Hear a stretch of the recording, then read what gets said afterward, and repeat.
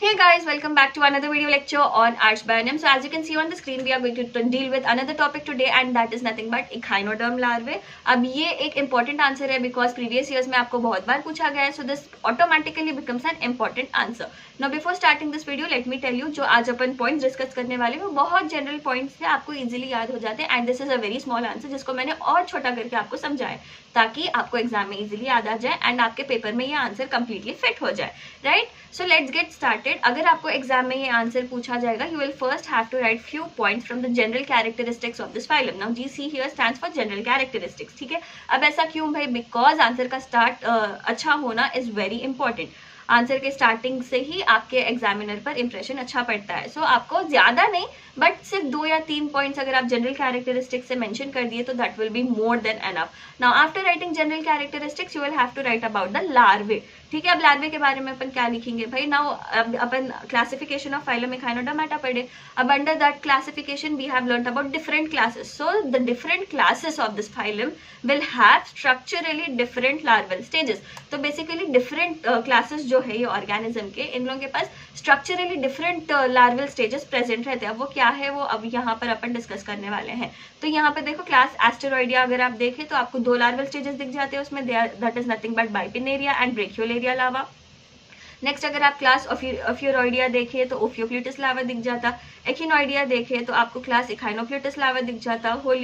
होलोथोरॉइडिया class अगर आप देखें आपको ऑरिकुलेरिया लार्वा एंड डोलियोलेरिया लार्वा दिख जाता. एंड क्रिनॉइडिया के अंदर आपको डोलियोलेरिया लार्वा देखने को मिल जाता. अब आप ये जो प्रेजेंटेशन है आप ऐसा भी प्रेजेंट कर सकते हैं. Otherwise if you want to make a table and present this you can make like that as well. अगर आप टेबल बनाए तो वो और अच्छा रहता because that will give a good impression to the examiner, right? अब क्या है भाई, पूरे वीडियो में अपन को एक के बाद एक ये लार्वल फॉर्म से डिस्कस करते जाना है. So getting started with the bipinnaria larva first. अब ये जो बाइपिनेरिया लार्वा है as we have already discussed this is the first larval form of Asteroidea. So this will be your first point under bipinnaria larva. अब ये जो organism है that is bilaterally symmetrical and free swimming. I hope अब तक आपको bilaterally symmetrical का meaning मालूम हो जाना. थोड़ा कंफ्यूजन होता बाइलेटरली सिमेट्रिकल, एसिमेट्रिकल में या फिर रेडियली सिमेट्रिकल में. तो बेसिकली बाइलेटरली सिमेट्रिकल ऑर्गेनिजम्स क्या रहते हैं बोल तो अगर आपके पास ये ऑर्गेनिज्म है and if you cut this organism from a single plane that passes through the central axis you will get right and left equal halves of the organism. Such organisms are called as bilaterally symmetrical organisms. I hope this is clear. अब इनके पास देखो pre oral reason elongated रहता है and post oral region broad रहता है. आप diagram से समझेंगे. वन मोर थिंग, अगर आप डायग्राम पढ़ लिए हर लार्वे के तो आप पॉइंट्स अपने आप से लिख सकते हैं because all the points we are going to mention that are basically अपन डायग्राम में लेबल करते हैं. Those points we are going to label in the diagrams. ठीक है, तो यहाँ पर if you observe the pre oral region that is elongated that is what we are mentioning. अगर आप डायग्राम अच्छे से पढ़ लिए तो ये पॉइंट आपको ऑटोमेटिकली याद आ जाती है. And the post oral region is broad as you can see here. ठीक है, डायग्राम में देख सकते हैं. अब नंबर ऑफ आर्म्स डिस्कस करेंगे भाई. अब जो भी number of arms upon discuss करने वाले हैं ये पूरे डायग्राम में मेंशन है. तो इसीलिए I am telling you guys that if you learn the diagrams properly, बहुत अच्छे से अगर आप डायग्राम सीख लिए तो जो भी ये पॉइंट्स हैं अपन डिस्कस करने वाले हैं वो पूरे पॉइंट्स आप बहुत इजीली लिख दे सकते. ठीक है, ओनली बाय लर्निंग डायग्राम्स. सो ये डायग्राम आपको एग्जाम में करना है भाई कैसा भी. Now we were talking about arms, right?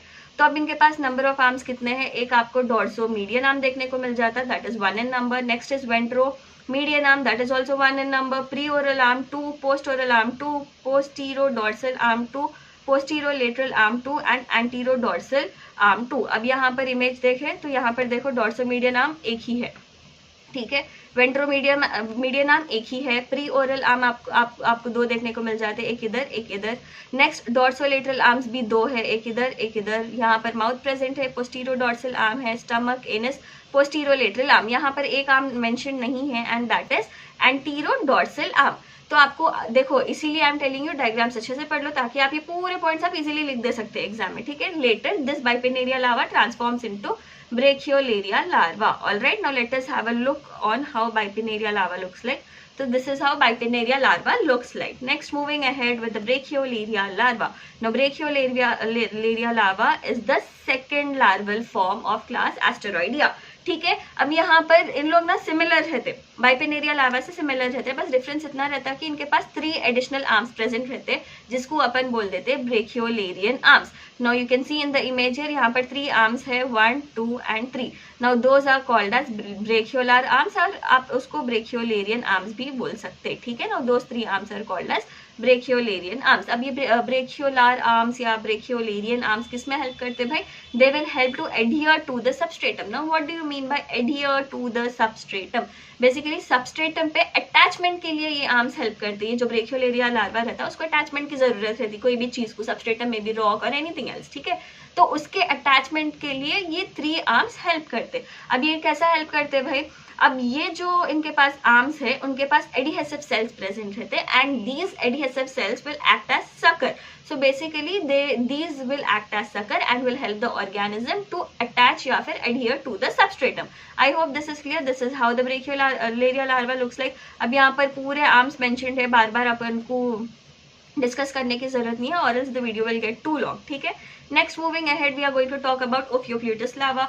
अब Ophioplutus larva is the larval form of class Ophiroidea. This will be your first point. Now, अब ये larva कैसा है? Free swimming and bilaterally symmetrical.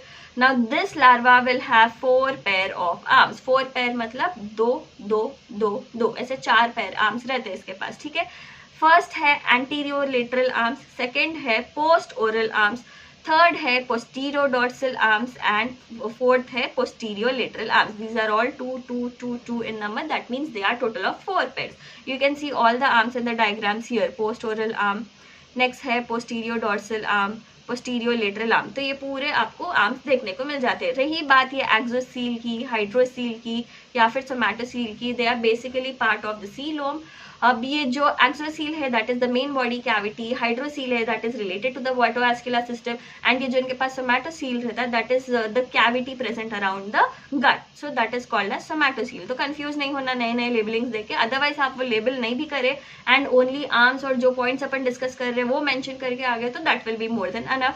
Next ophiopluteus larva का image देखेंगे। So this is how the ophiopluteus larva looks like, and ये जो ophiopluteus larva है that will have superficial resemblance with echinoplutei larvae.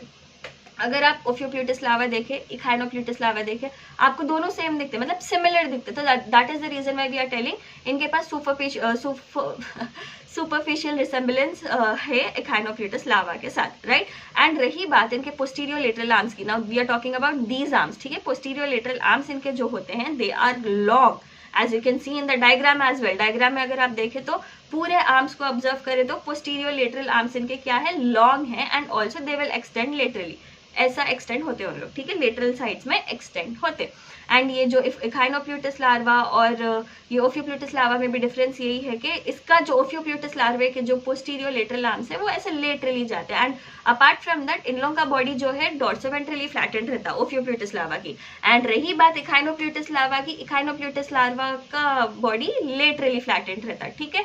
So that is the difference between these two larva. But अभी आप ये image देखो, next we'll see the Echinopluteus larva image and you will surely tell that they look similar. So that is the reason why again I am telling you, we are telling that superficial resemblance रहता है इनका, ठीक है। next we are going to discuss about the Echinopluteus larvae.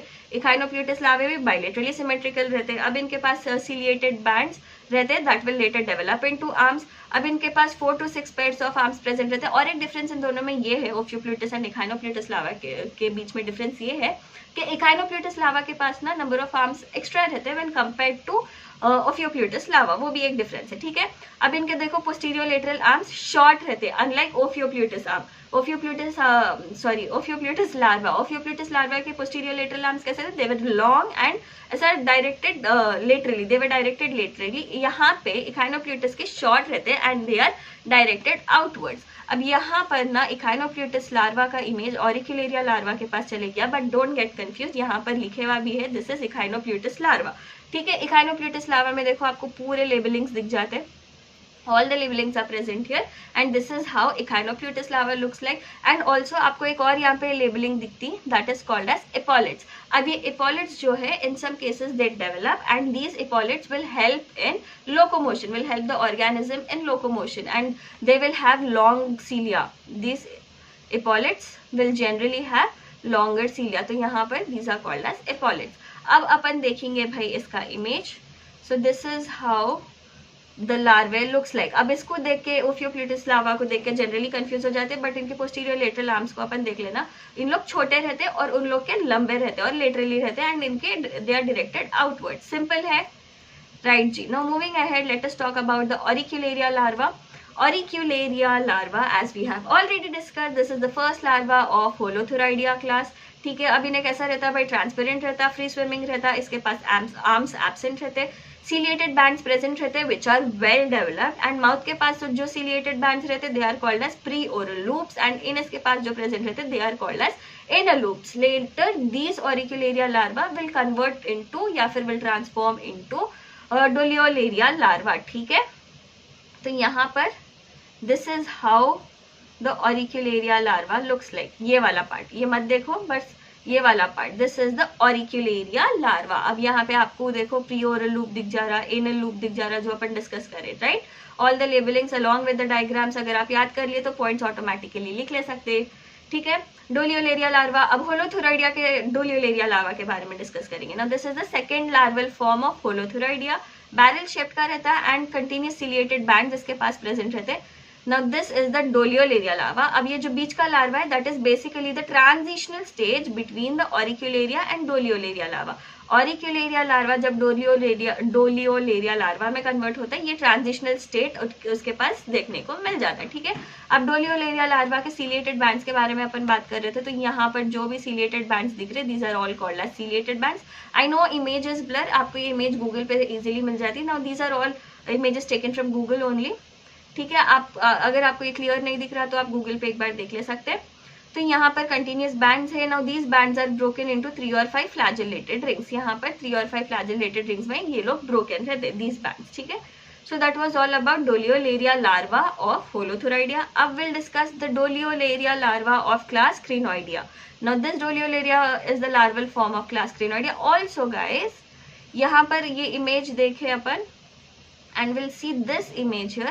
Now this is the auricularia larva converting to doliolaria larva. ठीक है, यहाँ पर ये वाली इमेज के बारे में अपन बात कर रहे हैं. So this is what we have discussed under auricularia larva and doliolaria larva of class Holothuroidea. Now crinoidea में चलते हैं भाई. तो ये doliolaria larva is also larval form of Crinoidea. इन लोग फ्री स्विमिंग रहते, इनके पास 4 to 5 सीलिएटेड बैंड्स रहते. Also they will have apical tuft of sensory cilia. यहाँ पर भी इनके पास भी प्रेजेंट रहता. होलोथुरोइडिया के पास भी you can C apical cilia and ये सेंसरी प्लेट भी इनके पास प्रेजेंट रहती. ठीक है, होलोथुरोइडिया का. नाउ क्रिनोइडिया में वापस चलते हैं. आई होप आपको कंफ्यूजन नहीं हो रहा होगा. Let's get back to the Crinoidea larval form doliolaria larva of Crinoidea. यहाँ पर देखो apical tuft of sensory cilia आपको दिखने को मिल जाता है, apical sensory tuft, and they will swim for some time and they will develop a stalk later. अब ये जो स्टॉक रहता है that will help the organism to attach to the substratum, and that is the reason why they are also called as पेंटाक्रिनोइड लार्वे. एक बार stock develop हो जाने के बाद ये लार्वल फॉर्म को अपन पेंटाक्रिनोइड लार्वे भी बोल सकते. ठीक है, अब इनके इंटरनल ऑर्गन्स जो रहते हैं ये डोलियोलेरिया लार्वा के जो क्लास क्रिनोइडिया के हैं, they will rotate 90 degrees from ventral to posterior position, and second and third ciliary bands के बीच में आपको वेस्टिब्यूल देखने को मिल जाता. तो यहाँ पर देखो this is the second and this is the third, इन दोनों के बीच में आपको वेस्टिब्यूल देखने को मिल जा रहा. So that was all about today's video. यहाँ पर this is how doliolaria larva looks like. So yeah guys, that was all with today's video. We are done with this topic. I hope आपको answer अच्छे से समझ में आया होगा, and also आपको एग्जाम में ये आंसर पूछा गया तो हर एक डायग्राम हर एक लार्वा के लिए ड्रॉ करना जरूरी है आपको फुल मार्क्स होना तो. सो यार let's end the video here. अगर आपको कुछ भी डाउट्स है सेमेस्टर 1 को लेके, you can DM me on my Instagram handle that is @arsh_bionyms, or else you can let me know in the comment section below. So yeah guys, all the best. Let's end the video here. Bye bye.